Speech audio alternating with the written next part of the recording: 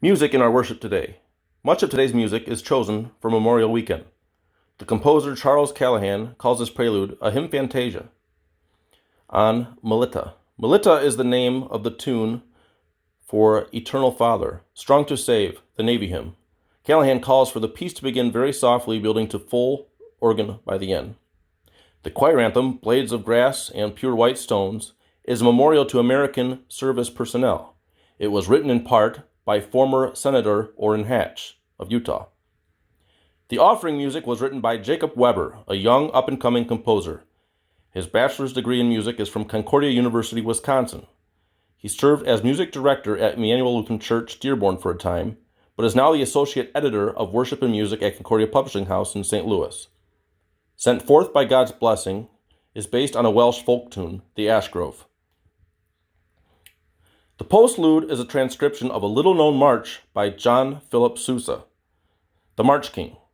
It is called the Revival March because it quotes a revival tune in the Sweet By and By in the trio section. It was probably written at the suggestion of Simon Hassler, the Philadelphia composer and orchestra leader. It was one of Sousa's earliest marches and was written for orchestra, not band. His former music teacher, John Espuda Jr., made note of the march and correctly predicted Sousa's future in music. He wrote in the September 30th, 1876 issue of his weekly newspaper, The Music Monitor, "We have now on hand the Grand Revival March, composed by J.P. Sousa of this city, and which was played with immense success by Hassler's Orchestra and the Chestnut Saint Theater in Philadelphia. The march is deserving of credit. We are glad to see such proficiency in one so young and predict for him a brilliant future." The Revival March was transcribed for organ by Joseph Linger in 2012.